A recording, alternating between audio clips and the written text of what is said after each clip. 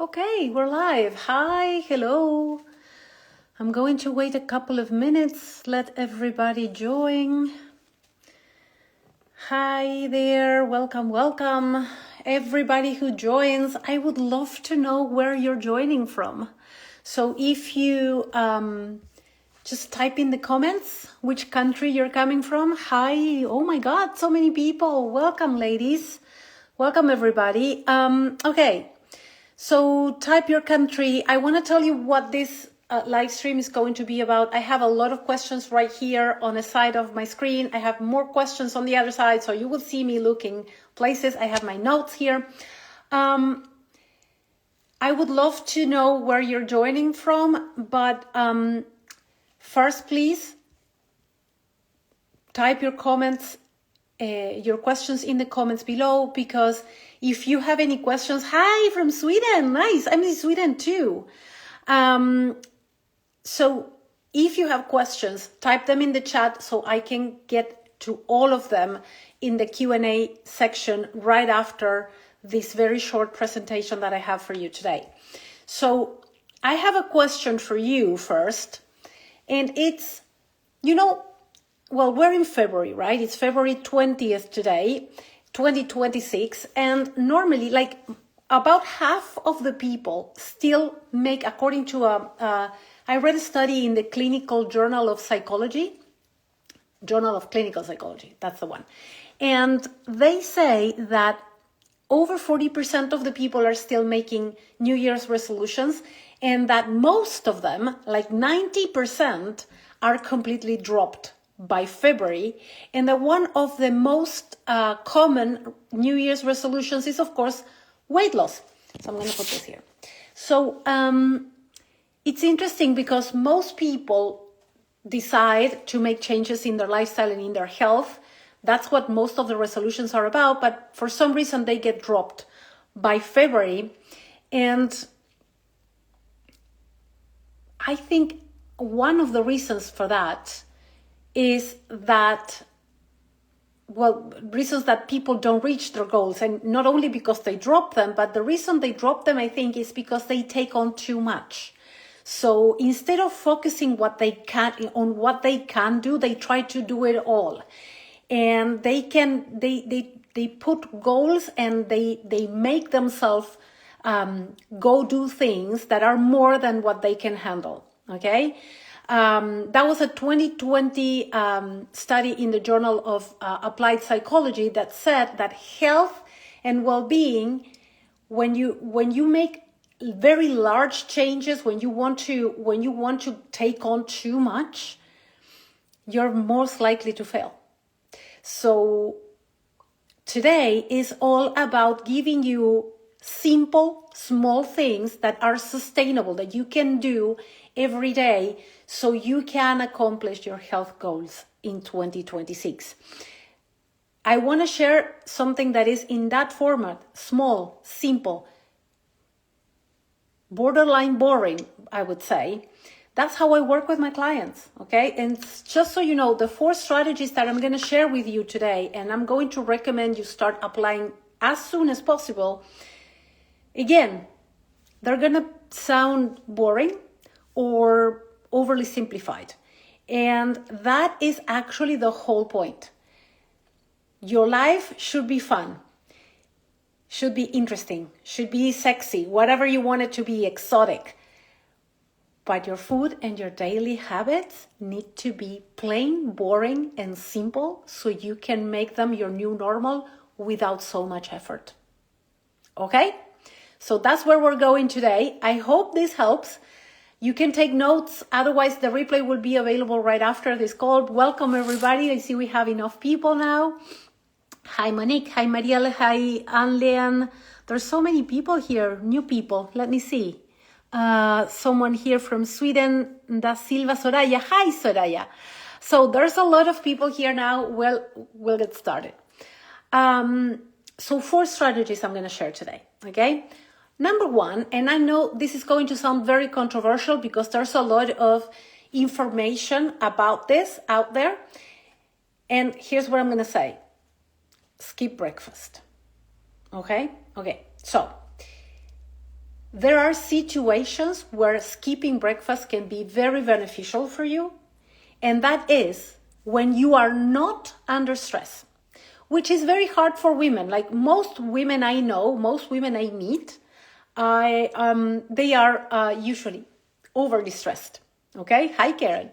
So I don't recommend skipping breakfast or fasting long fasts when you're under stress. But if you are not a super stressed person, if you're not rushing all the time, I would highly recommend to introduce an intermittent fasting, not too long, somewhere between 12 and 14 or 15 hours. Okay? We normally say if you're not super stressed, if you're not going to do an intense workout, if you're not training hard, you can do the skip breakfast thing. And here's why. It's easier. Okay? For most people, it's easier to focus on doing something else. You're like, you start your working day, you maybe take your kids to school, you're busy in the morning. So it's a lot easier to skip breakfast than to make an earlier dinner. Okay? If you're under a lot of stress, the way that you do intermittent fasting is not by skipping breakfast because you want to support your cortisol levels, but it is by maybe making dinner earlier.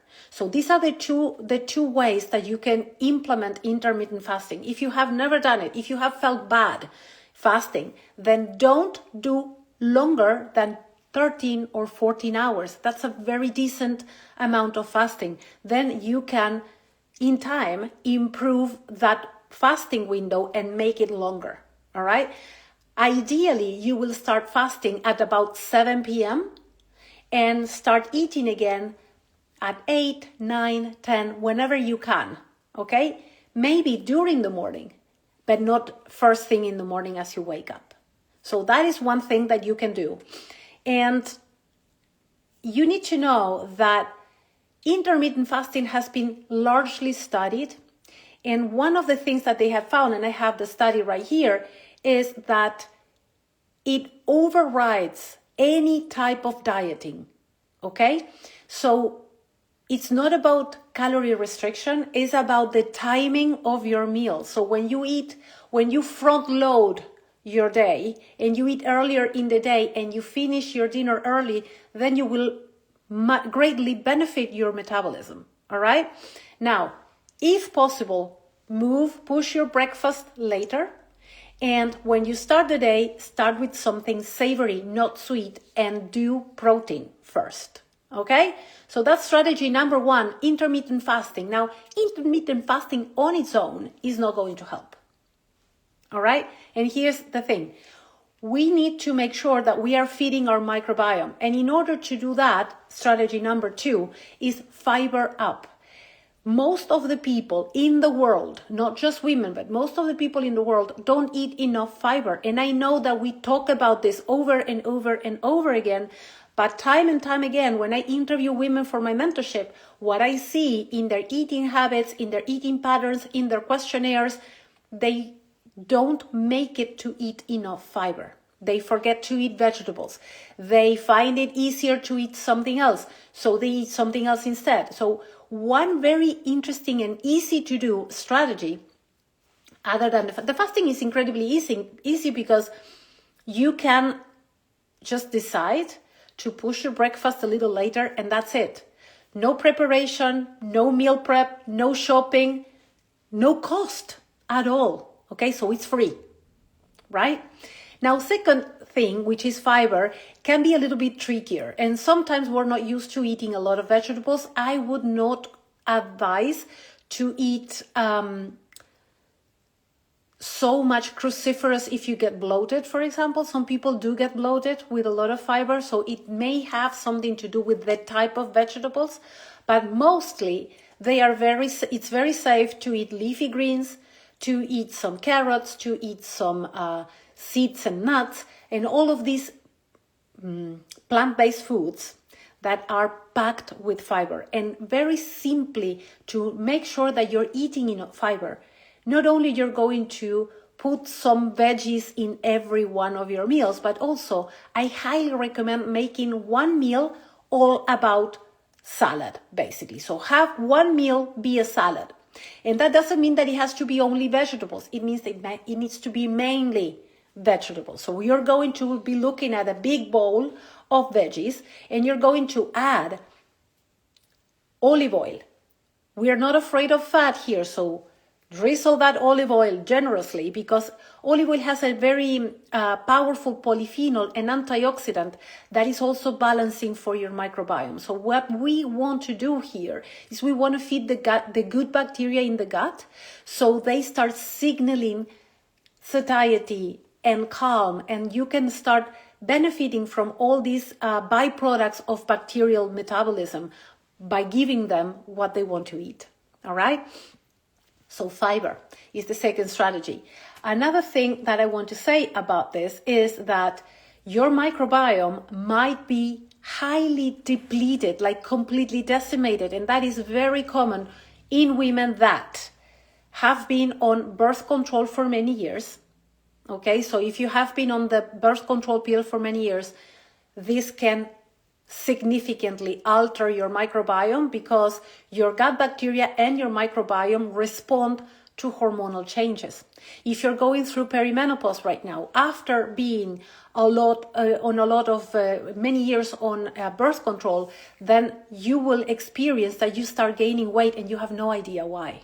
And this could be one reason. So we want to feed those gut bacteria so they can protect you from this, okay? Also, there's a whole set of bacteria in your gut that is called the estrobolome that will metabolize hormones for us, all right? So one, intermittent fasting. If you've never done it, just try to push breakfast 1 or 2 hours.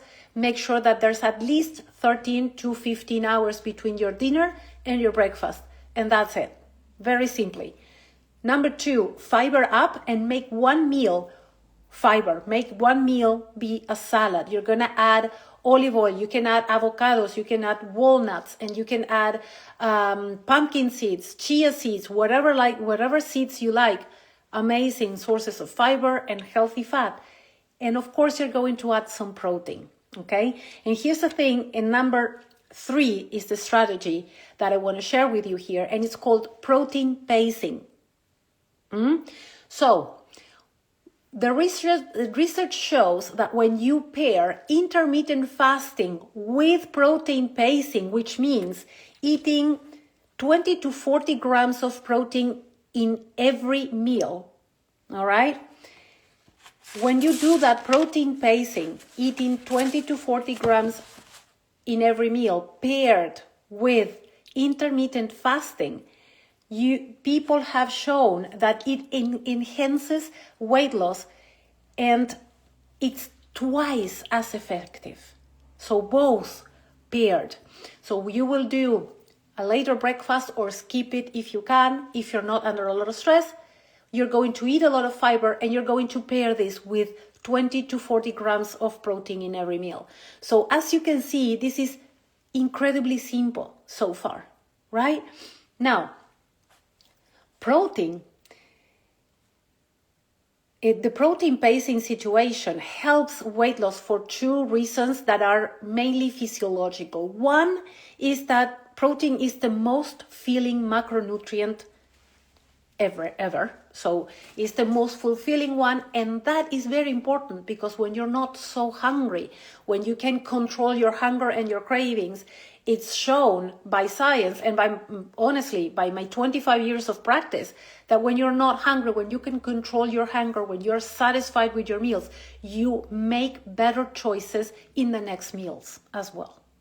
Okay? So I had a question here and she says that she's hungry all the time, and it's very hard for her to choose the right foods for her. I don't know what those are, but she says that it's very hard for her to choose the right foods because she's hungry all the time. Now, if you eat 20 to 40 grams of protein, and that is quite a lot, okay? It's not 20 to 40 grams of meat. Meat has around 20% of protein. So you're looking at a steak of the size of your hand to give you those around 30 grams of protein, all right? So that amount of protein needs to be in all your meals, And when you are not hungry, here's the study that it's easier to stick to healthier choices because you're not hungry, because you can control, you have time to make better choices, to decide, to think again, okay? Because let's face it, it is an effort. We need to pay attention to this if we're going to make it work. Okay, the second reason why protein is so important for weight loss is because it's highly thermogenic, and that means that it increases your body temperature. Another thing that I see very often in my interviews with my women when they start my program is that many women have low body temperature, cold hands and feet, and protein helps you with that. It enhances thermogenesis. It increases your body temperature, and therefore it activates your metabolism. Many hormones benefit from protein, but the thyroid hormone is one of them. And the thyroid hormone is in charge of your pacing of your metabolism, of activating your metabolism. Okay? So that's the one. Let me see what else I have here. All right. So as I said earlier, intermittent fasting plus protein pacing will help you lose weight 2 times faster. So it enhances weight loss up to a point where you have double the results. All right?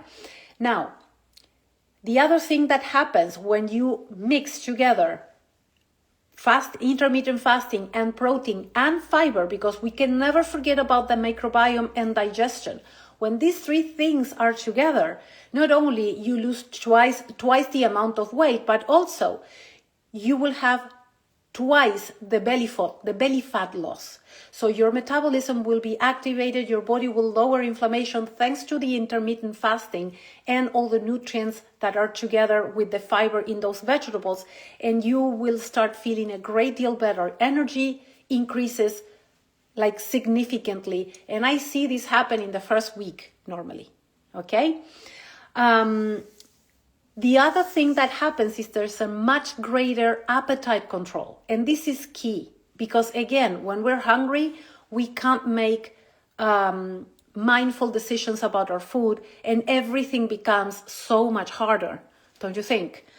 Now, we have 3 already, right? So we have the fasting, the protein, and the fiber. All 3 need to be there.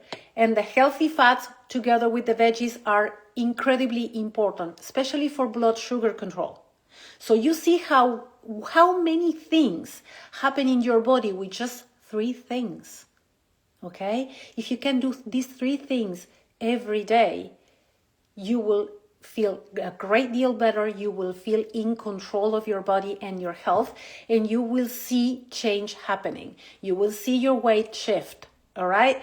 Obviously, some people take different times than others. So we're not looking for a quick fix here. You need to be patient with your body. Sometimes, and this is something that I say a lot, sometimes your body will do what is a priority and not what you want. Okay?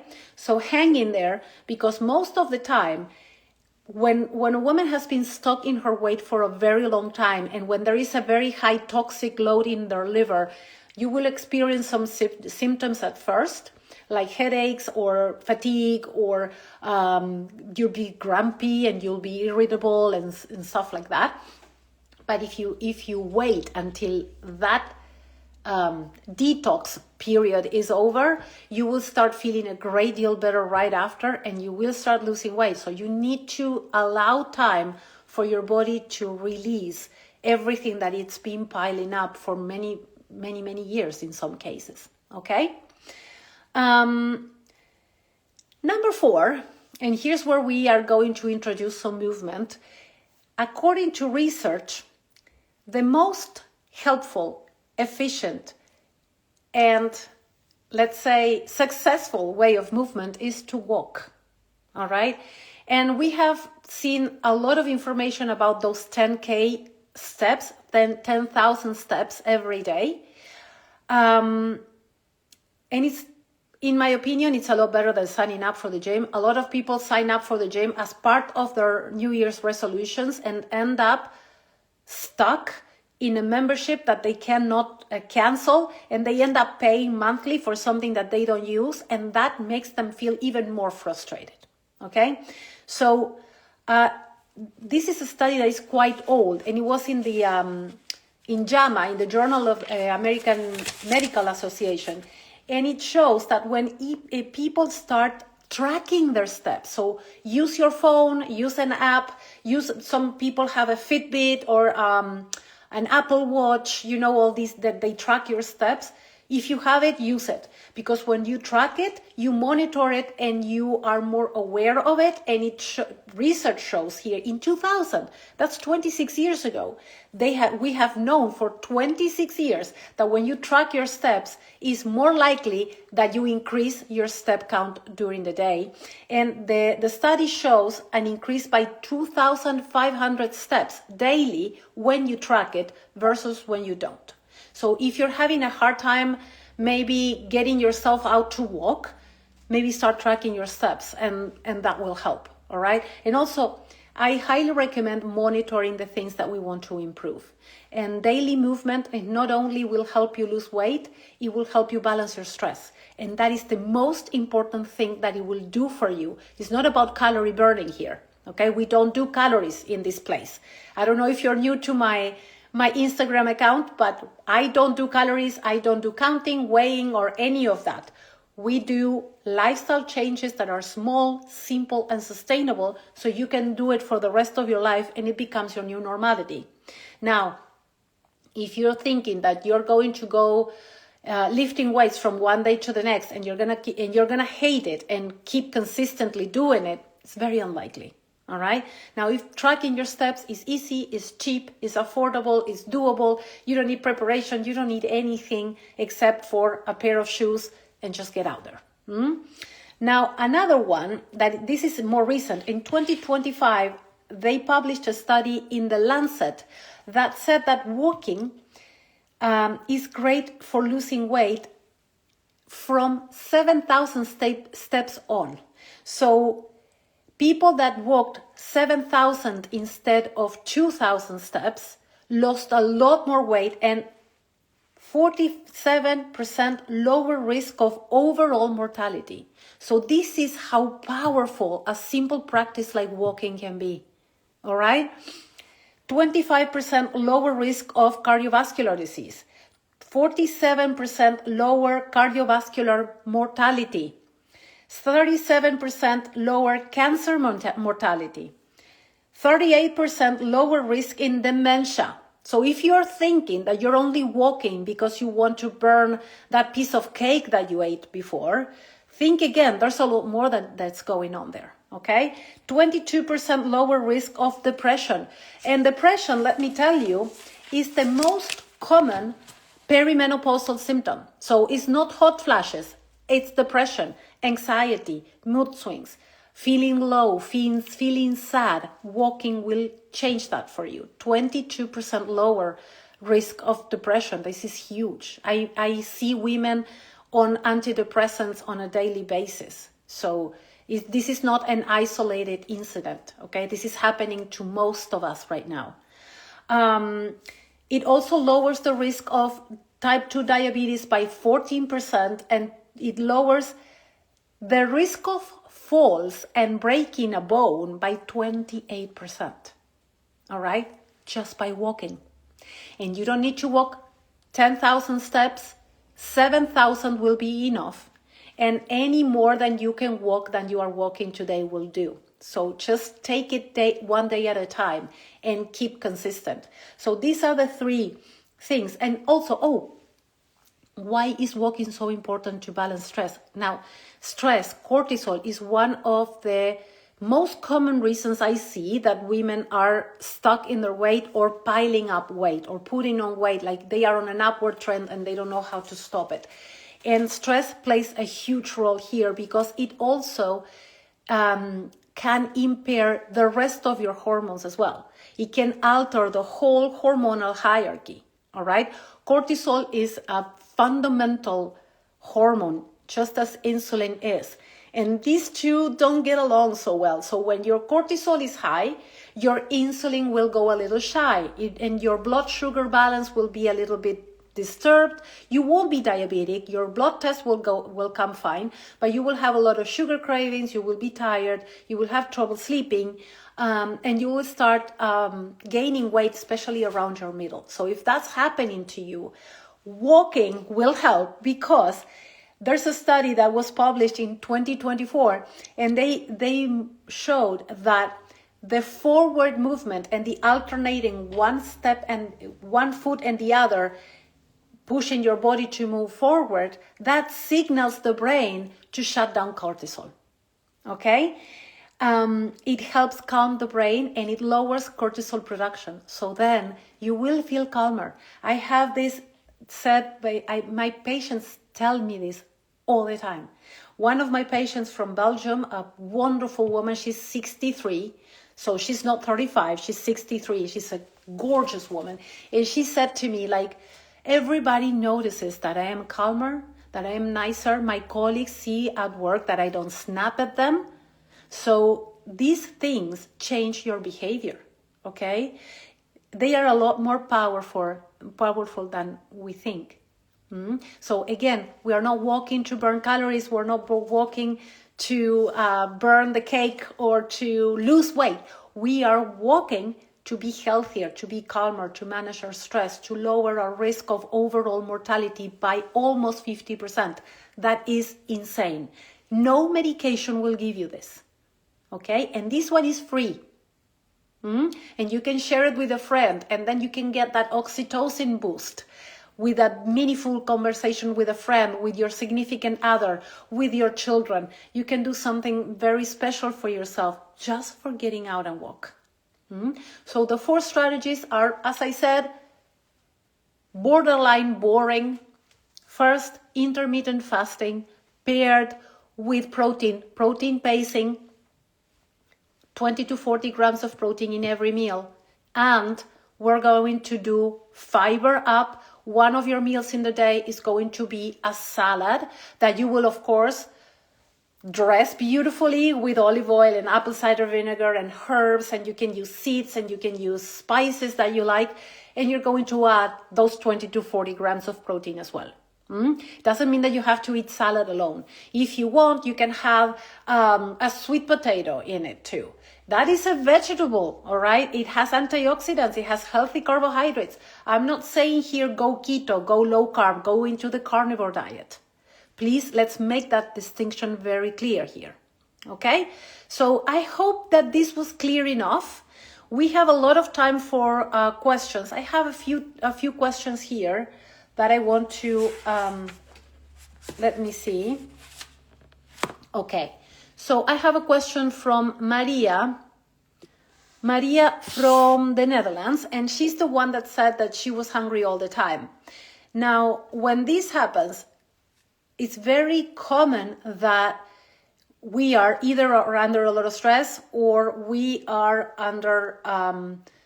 or we are basing our meals on carbohydrates and not on protein. So my best recommendation for this is follow these 4 strategies: intermittent fasting, protein, fiber, and walk. Because those 4 things will help you so much to balance your stress, to balance your hormones and your blood sugar, to be satisfied and fulfilled with your meals, and to start taking control over your food intake, which is incredibly powerful. Makes you feel that you know what you're doing and that you got this. So this is what I want for everybody here, to regain their power, okay? I don't know her name. I think it's Inge. She's asking, can you change your sleep with eating different? Yes, you can. You can absolutely change your sleep with eating different. Many times we have a lot of anxiety and we are snacking all day. And when we eat differently and our microbiome changes, especially with the fiber, with the polyphenols, with all these nutrients that we're getting, what's going to happen is that your microbiome will start producing more serotonin and more GABA that will help you calm down. Okay. Another thing that is important when you are trying to focus on your sleep is a night routine that it's unwinding and an early dinner. So you don't eat and go immediately to bed. And by all means, try to go to bed as early as you can, like around 9 or 10 in the evening would be great. So you are sleeping by midnight. Don't go to bed at midnight, because by then your melatonin should be spiking and you should already be sleeping then. So your sleep can be really, really restful. I highly recommend you guys see the sleep doctor. He wrote many books about different sleeping patterns, and he made a genetic test for this. It's super interesting. So if you want, I'll leave the name under the replays if you watch it later. But yeah, with sleep and food, there's a lot. There can be histamine thing, like maybe you're absorbing a lot of histamine, or you have a lot of histamine in your system or in your food. So that's something that you could control as well. The timing of your meals matters. The timing of bedtime matters a lot, and how you balance your blood sugar. And especially if you're waking up in the middle of the night, there might be a blood sugar situation going there. You might have a dip in the middle of the night and then you wake up. Okay. Here, I lose weight but too slow, and then I get stuck. What can I do to lose weight consistently? Well, I think that everything that I outlined today, Anna, well, I don't, it's an Instagram name, so I don't know if I'm saying it right. These 4 strategies that I just outlined are going to help you with that. Okay, but again, small changes made consistently. That is what really, really causes long-term results, gives you long-term results. If you do something extreme for a couple of weeks and then you can't keep it on, the weight will come back. Okay, so there is no magic approach here. There is not something that you do and then you can go back to eating pizza and ice cream every day. That's never going to help you be healthy or lose weight. What we do is we provide the body with a lot of resources and nutrients. So once you're healthy, you lose the weight, and then your body can handle exceptions. Okay? So all these, because here I have another girl asking me, maybe Carolina, I don't know. So she's asking, she wants to know if she can eat normal. And she says, why can't I eat pizza or an ice cream like a normal person? That's why I mentioned the pizza and the ice cream. Also, I am a pizza fan myself, but I don't eat pizza every day, right? So one thing that I recommend is do these 4 things every day, consistently. Give it a couple of weeks, and then see if you want to eat the pizza, because your eating behavior changes significantly when you start making changes in your lifestyle and when you start making changes, causing changes in your microbiome, so you get more in balance, okay? And then you can make your choices. You can make intentional choices about your food and eat for how you want to feel, rather than eating out of a craving, or you're hungry because you're upset and you are emotional eating. All of these situations, all of this get resolved when you balance your gut microbiome, and these 4 simple strategies will help you do that. So I really hope it helps. I haven't received any more questions. If there are any here in the chat, let me see in the comments.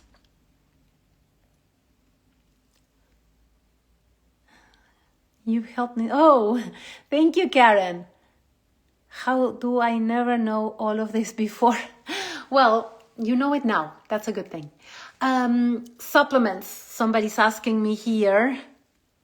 Natalie is asking about supplements, if I recommend any supplements. I do recommend some supplements. I'm not a huge fan of having a full cabinet of supplements. And a probiotic, for example, is not something that I would recommend from day one, because it can make you bloated, okay? If you are already, most of the people that I see, and this is why I bring it up, most of the women I see, they come to me with bloating and gas and constipation and a painful stomach and like a slow digestion sometimes. They usually have a lot of digestive discomfort that they got used to. So when I ask and I dig deep, that has been going on for a very long time. So then I would not recommend a probiotic. Many people start with probiotics because of the bloating and they don't solve it. You do this first, the fiber, the protein, you do this first and then you go into a probiotic. So a probiotic comes in to enrich your microbiome once that you are already feeding the good bacteria with the right foods. Other supplements that I do recommend are very basic nutrient supplements. Magnesium, 100%. I would say glycinate, threonate, taurate are great, especially for nervous system regulation and for sleep. I always give everybody, if they're not taking it already, vitamin D3 plus K2 in an interesting dose. So you want to keep your vitamin D over 70 in your blood work. And in order to do that, you will need around 5,000 international units daily. So I know it's a high dose. I know that you will find in the jar of your vitamin D that you should not take any more than whatever, or that the recommendation is a certain amount. Don't pay so much attention to that. This is what research shows. That is what keeps you over the optimal level of vitamin D in the blood. And this is also correlated with much better results in terms of weight loss. Women that have vitamin D over 70 lose 7% more weight than women that don't. Okay, 7% is a lot. So keep that into consideration. So magnesium, vitamin D, and omega-3 are the 3 supplements that I usually recommend everyone to take. Why? Because most of the world population is deficient in them.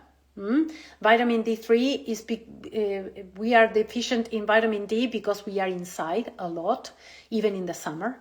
And when we're not inside, we're using sunblock. So that also stops the conversion of vitamin D in the skin. The other nutrient that we are terribly deficient is omega-3. So 98% of the population, including those taking supplements, are deficient in omega-3.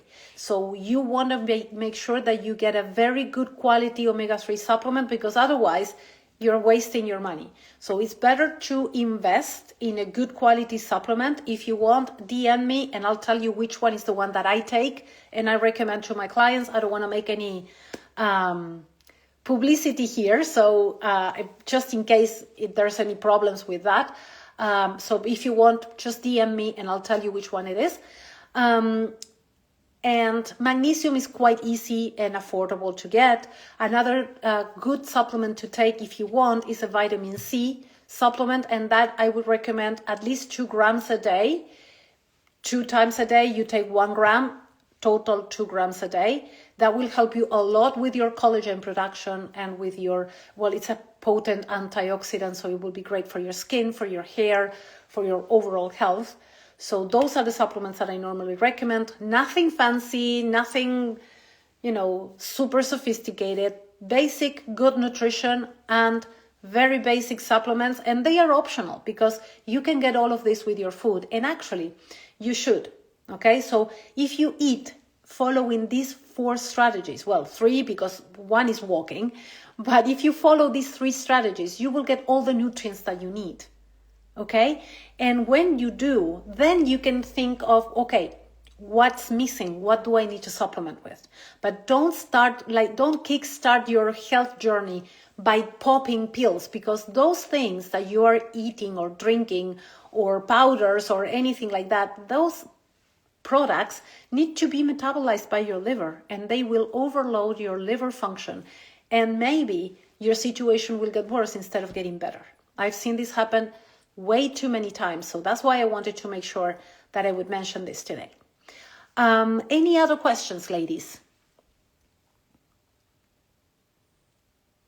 Paula, which omega-3? As I said, DM me or leave a comment below this video and I will tell you which one. I don't want to name brands here, just in case there's a problem. I'm not sure if it's compliant for me to name brands, and I have no interest whatsoever. Hello to the new ones. Thank you for joining. We have quite a few people here today.